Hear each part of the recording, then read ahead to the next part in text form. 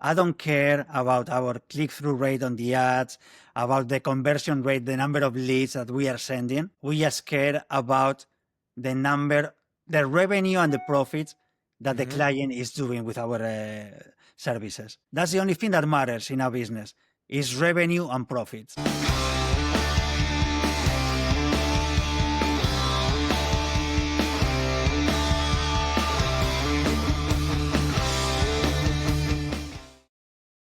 Welcome, everybody, to another episode of Ground Up Podcast. We have another exciting guest today here with us. We're going to dive deep into marketing, lead generation, maybe a little bit of sales as well here. But before we get too deep into that, Alex, how's your day going? Really good. Thank you so much, Matt, for inviting me. Awesome, man. So you and I were having a quick chat before we got into the podcast, and you live in the DC area. You've been there for a little under 10 years now. How do you like living in the DC area? I grew up in that general area, so I know it very well.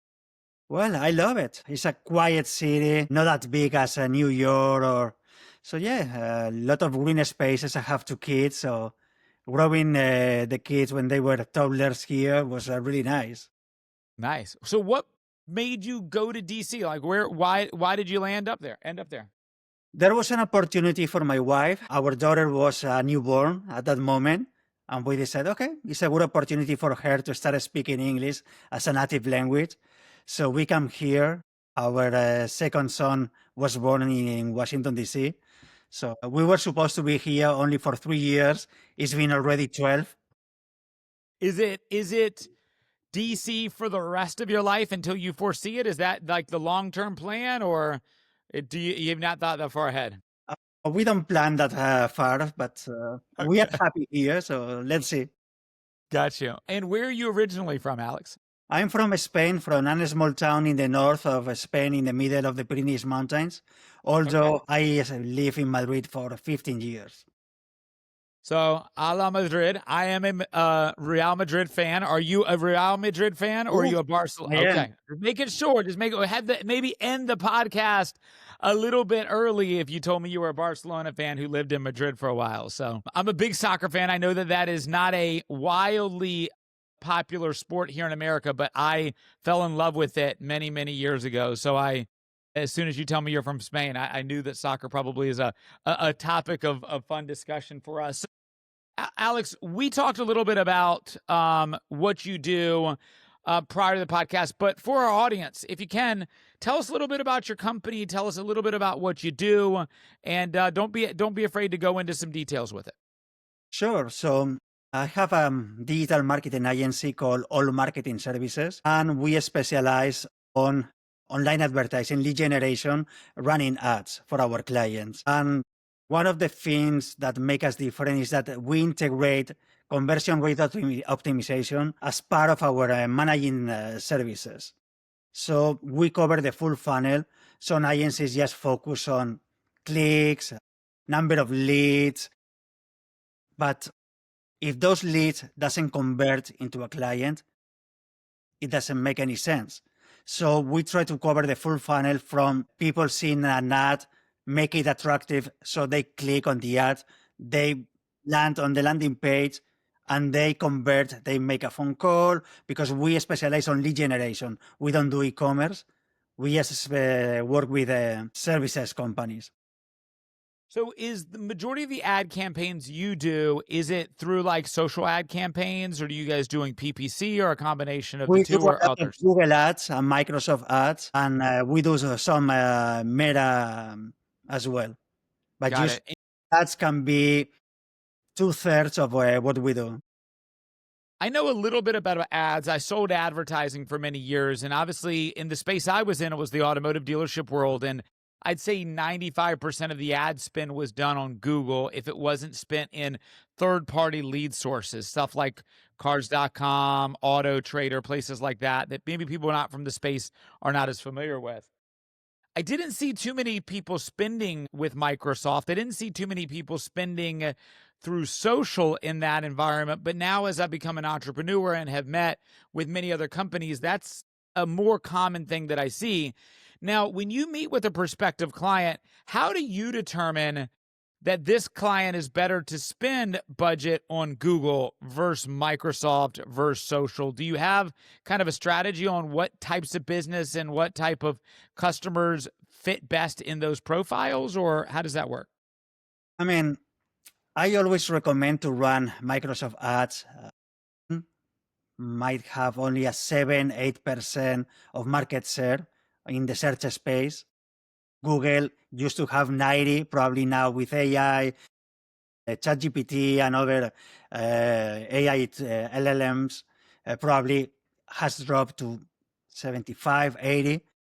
So another 8%, 9% that Bing, Yahoo brings to the table is something that you can say no to that. So dedicating just a small percentage of your budget to Microsoft ads is always a good idea. And So you just get depending the more bang for your industry, buck just based off of volume of people there, right? yes, and also depends on your target audience because Microsoft is Older. usually older people Yep. that buys a micro Windows computer Just and and they just don't know use how the to out the install box driver, right? Microsoft. Exactly. So they use Edge by default. In the corporate world, many companies use Microsoft as well. So they have Edge by default. Yeah. So that is also a good way to target that audience. If you're I, targeting people, probably you don't have an opportunity with Microsoft ads. It's so funny you say that because when that was explained to me probably about 5 years ago, it blew my mind. And I never thought about it that way, which is the Microsoft demographic advertising on Bing is that you're likely going to get the customers who are using the search engine that comes with the Microsoft computer because the older demographic generally isn't going to go in and know how to and understand how to just download Chrome, which is one of the biggest reasons. Chrome browser is going to be one of the biggest reasons why people do it. Now, I never hear about people advertising on Safari. Does Apple and Safari have an ad strategy too, or is it just so minute? No, Google pays a lot of money to Apple to be the default search engine on Safari. So they Got it. don't run a Okay. specific. So if I'm on Safari and doing some sort of a search in the Safari domain, it's a Google search. Okay, perfect.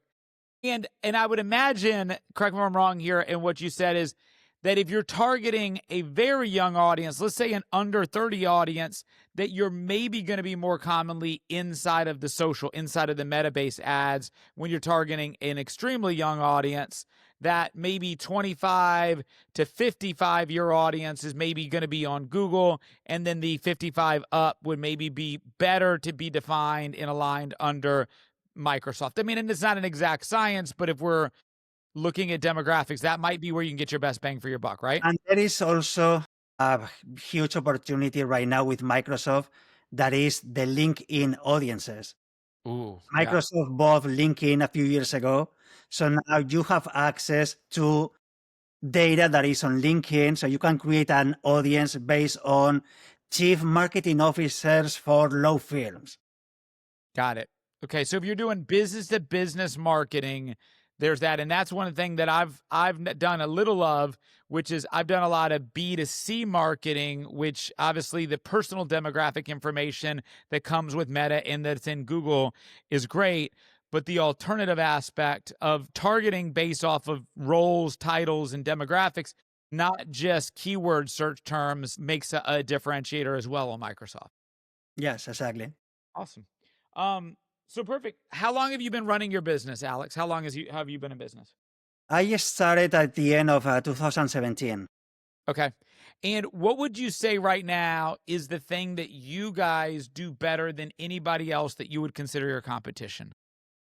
Well, that integration of the full funnel, taking care of as well of the landing pages as part of our services, because with the same budget, we get more conversions. And that's Got it. really matters. So you're doing an ad strategy, landing them to a dedicated landing page that's built around that specific ad strategy you're doing, which is increasing overall conversions of those into leads, correct? Correct. And a customer that works with you, does the process with them start and stop with you advertising, landing on that landing page, and then a lead's generated, and then you're done, right? And now the company that you work with picks up? It depends. With some clients, we help them as well with operations because there is sometimes, and you are on sales and you know better than me, that there is a miscommunication between marketing and sales. The systems that marketing uses are different from sales. Sales don't get back to marketing with results. So, for example, lead generation for attorneys. We work with a lot of law firms. So if you don't integrate the CRM that they are using, that sales, their intake team is using, and get back to Google and say, hey, these guys converted well, this lead wasn't good, you have to retrofit the search engine with information saying, okay, we don't need this, we need more this kind of profile. Right. Although it's true that that kind of information works better on e-commerce, because on e-commerce, you know that someone has been looking for sports shoes, basketball shoes. If you have a car accident, you look for an attorney at that moment that you have the accident, not before. So Google doesn't have any signals about who is going to look for a car accident attorney. Okay. But even with that, communicating between the systems, between what ends up being a client and those that don't, is a good thing. And also filtering, okay, what kind of leads do you need? What is for you a lead that converts and which one is not? So just asking if that person was injured in the car accident makes a huge difference. You will send them less leads, but you will send them leads that will convert into clients. It's interesting. I mean, what I've found is, and I've built sales organizations in a variety of different landscapes, and sometimes a salesperson is their own worst enemy when it comes to leads being handed to them, right? And you, as a guy who provides leads, probably can see both sides of this as well. And a lot of times I break down sales into three different types of roles. I break sales down into SDRs, which are appointment setters, that could be handling cold outreach or warm inbound. I look at people who specialize in discovery, and I look at people who specialize in presenting and closing. And I think there are three different levels of categories. For me, I used to always and will always teach my SDRs to only sell the appointment and never qualify. I then like to have an infrastructure where I have a person who specializes in doing discovery and qualifying, and then I have somebody who specializes in the solution and the closing. And a lot of times companies make the mistake of having one person check all of those boxes, and they always default back to, can I close this customer at the highest rate, not do every step at the most ideal way. And in that environment, when you have the person who's receiving the lead, who's also the person who's in charge of closing it, they're always overqualified. They always want the lead to be over-filtered, and they only want people to come to them who they can close in a 90% chance, which I believe is a sign of a poor salesperson, Alex. I believe that for me, a strong seller should say, give me any warm body, and I can convince them to ultimately buy my product. And even if they're not intending to buy my product, let me plant a seed, have a conversation, and persuade them to do that. As what a salesperson should do is have the ability to persuade. And so often when you have AEs or closers who have leads provided, they want them to be so filtered that they have no chance to not shoot to sell them. Have you seen a lot of that as well, Alex? Yes, for sure. And even for our agency, our only filter is the budget that the client has, because under $10,000 of advertising budget, it doesn't make sense for that company to pay our retainer. But if they are spending more than $10,000, I don't care if they are qualified or not. It's our job to convince them that we can help them reduce their cost per acquisition, and that paying our retainer is going to be a really good investment for them. Yeah, it's always that push and pull. And I would tell you and I do some lead gen stuff, not probably to the level you do, Alex, but what I say is number one, I'm going to provide you a flat fee for the outreach we do. And the way we do lead gen is we do through automated email outreach. And for a certain amount of dollars, we're going to send a certain amount of automated email outreach campaigns for them for the month per day, like 200 automated outreaches through email done through a specific ICP, filtered through data that we have that's exclusive to us. And through that, we should get X amount of hand raisers that you and your sales team should be able to convert a certain amount of leads and ultimately a certain amount of sales. And that's a flat fee. Alternatively, if they want me to have those be highly qualified leads, then I meet with them, determine how highly qualified do they need to be. And then I say, perfect, well, I charge you X amount per qualified lead. Whether you close them or not, it's up to you. And sometimes that per lead basis, Alex, will be $300, $400, $500 per qualified lead. But it is a customer that they should close at a very high rate, depending on how filtered they want it. So either they can have the activity out there, or they can have it incredibly low funnel, but they're going to pay significantly more for the lead. Do you guys do anything like that? Or is it generally like, we're going to put a budget, we're going to put a campaign, and we're going to see how it falls out at the end? With our clients, we just charge a retainer, and we try to provide the better leads and help them to convert those leads into clients. And that's our mission. I don't care about our click-through rate on the ads, about the conversion rate, the number of leads that we are sending. We just care about the number, the revenue and the profits that the client is doing with our services. That's the only thing that matters in our business, is revenue and profits. Do you ever, and I'm interested in this because I do this on the sales side, and it's a push and a pull, and I juggle with this idea all the time. Do you ever have clients that you go with only performance only? So they give you a budget, and then you have a performance only pay model, and there is no retainer fee for your work, just for the outcome? No. And there is one reason. We did it in the past, and the experience was awful because there is no cost for the client. They don't care.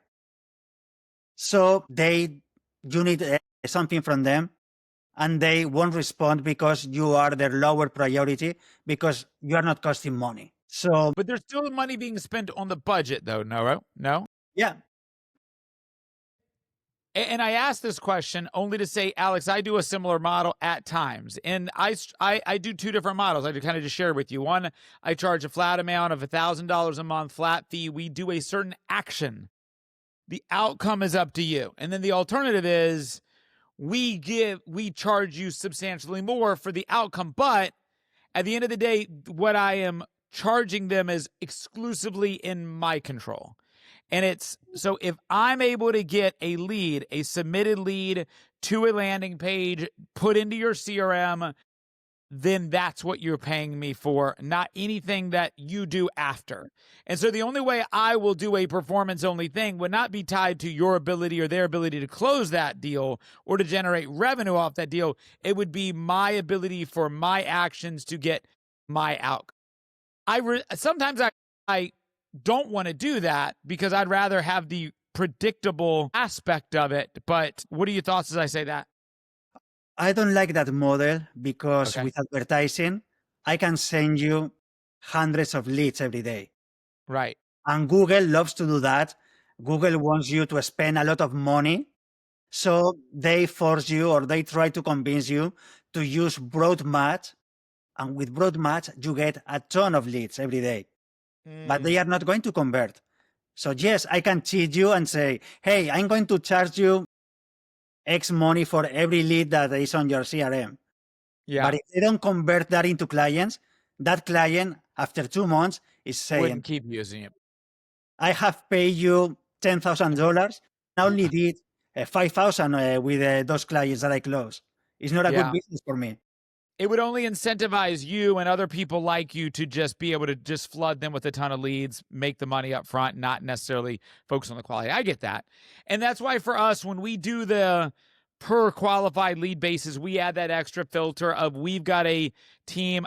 I hire and train SDRs. I hire and train, develop AEs. I've got a team of over 50 sales experts in my business who do that for my business and for my clients. And in those areas, we would generate the lead, and then we would actually jump onto a meeting and we would qualify them ourselves for the customer to make sure they've hit all of those thresholds. And then we would send them to the customer as a approved qualified lead that's gone through that extra filtered step. I agree with you under the premise of I just have Google sending me a ton of leads, that I have a super low cost point on my cost per click and my cost per lead. The quality is not good. It doesn't check those boxes. Ultimately, you end up wasting more of the customer's time than they are spent, and you end up overcharging them, and that makes total sense. Alex, what do you feel like right now in your business is your biggest gap that you need help with? Like, if there's one magic pill you could take that solved a big problem for you, what would it be? Well, probably sales, covering this.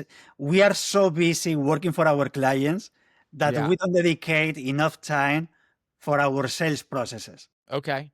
And who handles the sales process right now? Is that still on you, Alex, or do you have people within your team that do some of the sales with you or for you?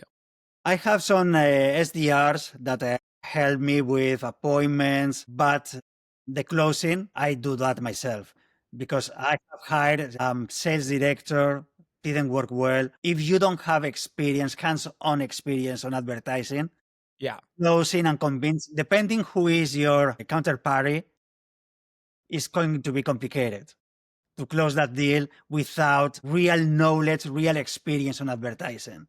Yeah. So No, I that's agree with you. Yeah. As a guy who's sold for advertising and marketing companies in automotive space for almost 10 years, it was always that balance of being able to bring in a sharp salesperson, but then somebody who knew enough about advertising. But also, there is, and Alex, I don't know, maybe you tell me, what I've found is sometimes the people who know so much about advertising, they actually struggle with the sale because it's hard for them to put all of the knowledge into a digestible format for the guy that you're doing or girl that you're doing advertising for, who doesn't need to know how the food is cooked. They just need to know that it tastes good at the end. Have you found that to be an issue for somebody who's as technically knowledgeable about advertising, that being able to put it in a digestible way is difficult for some people? Yes, and that's why I'm the one taking that job, because I know how to change the way I explain things, depending if I'm talking to a marketing person, the chief Right. marketing officer, or I'm talking to the business owner. The conversation and the sales process is going to be completely different. Completely. Yeah. The level of technical discussion is that. I mean, if you get into a super level of technical discussion with me about advertising, like, I'm not the guy who's going to get there. I want to know the how and the what, I want to know the why and the what, not necessarily the how. Uh-huh. Some people need to know the how. Some people know what is the interworkings of how you're going to get there, which is interesting. Okay, so you have, how many SDRs do you currently have? All right, now we have 3 of them. Are they US based or are they overseas? They are overseas. Cool. And that's what I do too. I've got some US based people, but my whole business is generally overseas people. How long has the longest one been with you? 3 years. Okay.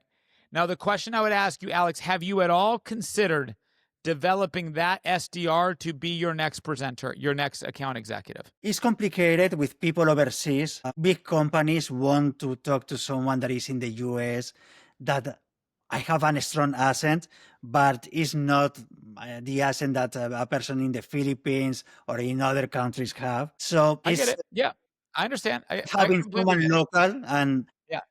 for some tasks, I think that a native person will do a better job than that I can do even. Okay. And I asked that because my whole sales business model, Alex, is I hire everybody as an SDR. So I don't care if somebody's been selling for 20 years, they have to come in and be an SDR for me. And they have to be able to master and show me inside of my business or my client's business that you can set appointments, you can get the business going. But my whole business model is a growth from within business model where we always start everybody SDR.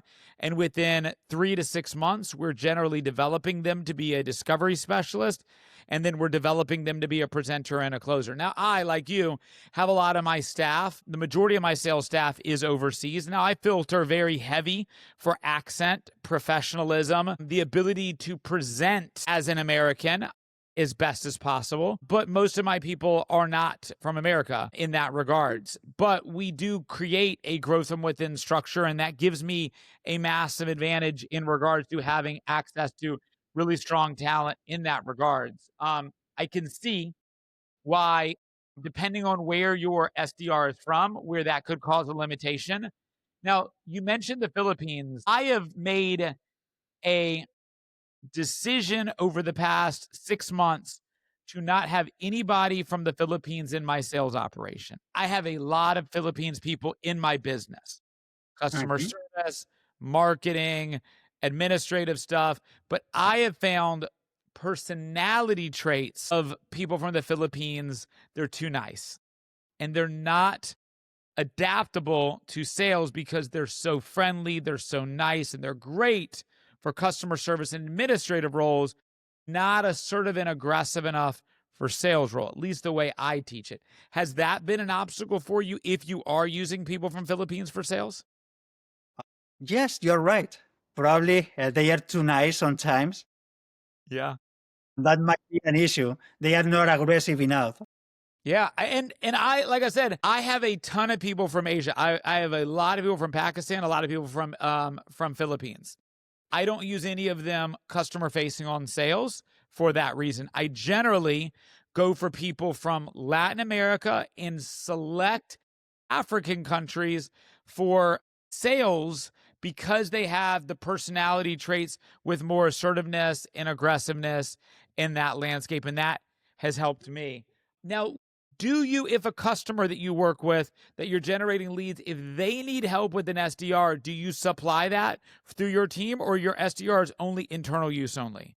No, an previous colleague that we work together a few years ago, he has ties with the Philippines and he has a call center.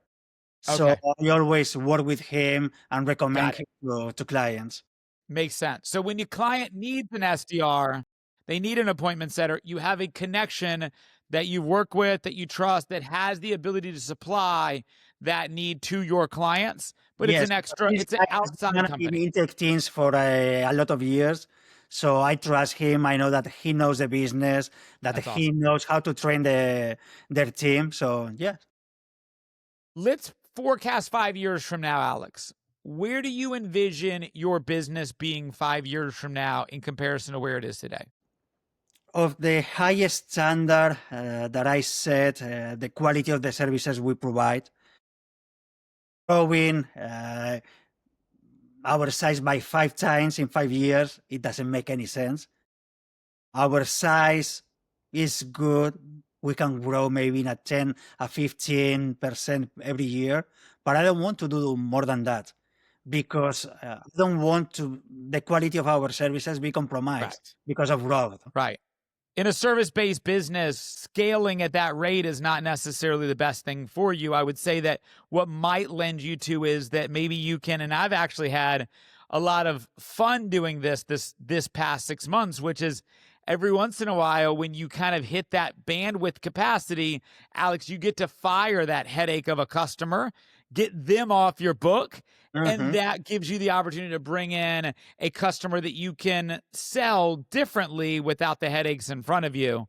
It makes total sense. So a small incremental growth year over year would be the most ideal scenario for you in the next 5 years based off of what you're kind of forecasting and planning, right? Yeah, correct. How do you envision? I wrote this note down, and it'll kind of lie into into my question. How do you envision AI affecting that goal in the next 5 years? Like, do you envision AI being able to, right now, AI can do no code software technology. AI can build websites in a matter of 5 minutes. AI can do a lot of things. And AI, I expect in the next 5 years, will generally replace what I do currently in regards to SDR, sales staffing, those things. Right now, today, AI can generally do warm inbound calling in replace of people right now. And it's actually, we've used AI and built AI in our business today to replace a lot of our virtual assistants on our real estate side of our business. That is a easier conversation B2C. But in regards to advertising, how will AI change what you guys do? Well, it's worsening things. And the reason is because Google and Meta are having what they call AI. But in the end, they are using that AI in their benefit. They force you, no, we have launched our Max AI technology. Well, that technology is spend more money, broad your search, and you will receive more leads, and your cost per lead will be smaller. Okay, but that doesn't work if the leads are not qualified, if the leads are not good. So managing campaigns the old way without using all that AI that Google is providing, we obtain much better results. And don't get me wrong, I love AI, and we have integrated AI in all of our processes. But in the end, in marketing and in sales, there is a big space for psychology. Without psychology, you can do marketing, you can do sales. There are biases, there are many things that AI can overpass. So you need that human interaction. Yes, you can create a website. You just give, I want to create a website for a digital marketing agency specializing in Google Ads. An AI will generate a commodity, a website that is going to look like 2,000 other agencies in the world. Yeah. So yes, AI is good to create the skeleton of what we want to do.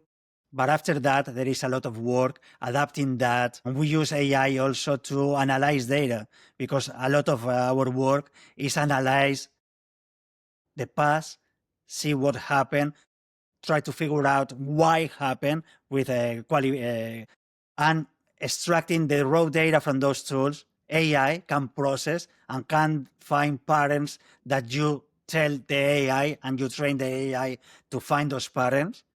But in the end, a human must review that and see if that is true and why. But yes, it's simplifying our processes a lot.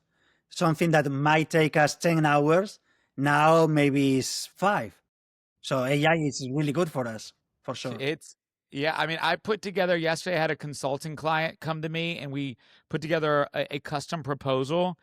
I was able to take previous proposal, throw it into AI, typed a quick 3-sentence update of what I talked about with him. I said, create me a new proposal. That would have taken me and my assistant an hour in the past. 3 minutes. I was able to modify my new approach with this current proposal and marry it all together. It took us 3 minutes. Now, what I didn't hear you say in there, Alex, which I envision I'm going to be on the right path here, but you tell me where I'm wrong. You already mentioned how that Microsoft's market share, or not Microsoft, but Google's market share is diminishing a little bit. I think that one of the things that people aren't thinking about that they should be around AI, which is the innovation that's going to come around it. And when I was growing up, when I first got into the internet, I'm 42, Alex, AOL was like the number one thing on internet. And then for about a 5-year span, it was Yahoo. And then it's been Google for the past 20 years, right? But if I had to forecast 5 years from now, I think that the average person under 25 to 30 years old is going to do 90% of their Google searching on LLMs. And I think whether it's ChatGPT, Perplexity, Gemini, those things, I think that's where the general traffic will shift. And I think that ad strategy will now need to be shifted into, and SEO will need to be shifted into how you're speaking to the LLMs and not the search providers. And I think that what will constantly come out of this will be new companies that will resurface these LLMs for convenience in those things. And so I can imagine, Alex, 5 years from now, how you advertise will be exclusively based off of how well you can adjust to the technology that AI will eventually develop. I would imagine Meta, Google, and Microsoft, the three places you do the majority of your ads on, will not even be in the top 3 spots 5 years from now. How do you, I mean, do you agree with that assessment? Do you think I'm off track? I mean, where do you disagree? In the last year, Google has lost probably a 10% of market share, and that is going to be incremental in the next years. So, but there will be a new tool, OpenAI, has millions of users every day, but a really a small fraction of those are paying OpenAI. So OpenAI is going to add advertising inside ChatGPT. So we will have to run those ads inside ChatGPT to reach the majority of people that are using the free version of ChatGPT. So in the end, for us, I started running ads in 2005. It's been more than 20 years. And yes, the tool is, the name is the same. It's Google Ads before Google AdWords. But the way we were running campaigns in 2005 and the way we are running campaigns today has nothing to do, are completely different tools. Completely different. Yeah. So, well, we will need to adapt to the new UI that OpenAI or ChatGPT or Copilot will have. But in the end, it's going to be the same. People looking for information and publishers displaying ads to convince them to use their tool or their services. It's not going to be that different. Only the tools will change, but the idea of advertising is going to be there because those companies need more money.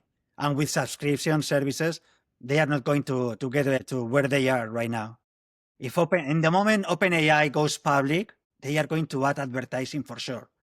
Because I mean, will want as more. soon as they go public, they're going to bypass the number 1 stock in the world. I mean, as soon as they go public, and I think there's going to be a little bit of horse trading. I think that Meta will buy one of these. I know they're trying to develop their own, but they'll ultimately go in and buy one of them. They'll integrate it. I mean, if you think of Meta, I think Facebook's best business decisions have been the companies they've acquired, like Instagram, like WhatsApp.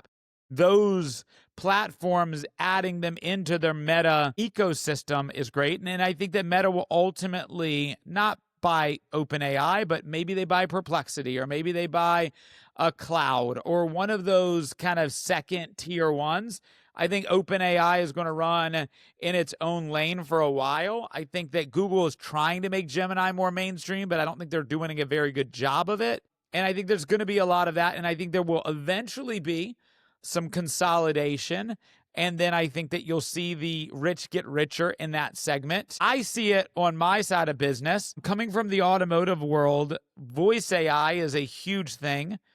And I, just from the people I have in my network, Alex, I'm not exaggerating. Every single month, I see 3 to 5 new AI companies being created around voice AI, trying to solve for sales, BDC, SDR, cold calling, automations. It's going to be a lot of dog shit out there before it gets really good. And it's going to be up to the consumer to really test a lot of the options. But I think there's going to be a lot of options. I think it's going to be a lot of bullshit, though, out there. And I think that's really what we have to do. Now, Alex, are you at all considering developing platforms or developing tools around AI, or you feel like you are going to probably ride the wave of this being a person-led service business? We focus more on person-led services. Makes sense. Building tools is not our hotspot. So yeah, probably we can build something for us, and we have done in the past, and we use tools that we have developed ourselves, and with AI it's much easier, but it's just for our internal use. I don't think that is a completely different business. I want to focus on my business and not create a different one in a different space. Makes sense. Makes sense. Well, Alex, we're coming up on time, so I want to give you an opportunity for us to. Is there any topic you would like to talk about that we haven't talked about? And if not, I'd love to get any final words from you. No, I mean, I guess that we have covered that gap between marketing and sales, and how AI is going to be the company that doesn't adapt to AI in the next 5 years is going to be out Yeah. of the business. Absolutely. It's going to be tough. And so for the audience, anybody who's watching, if you need help with advertising, if you need help with lead gen, Alex is your guy. Reach out to him. I'm sure he'll meet with you, talk with you about what he can do to help you.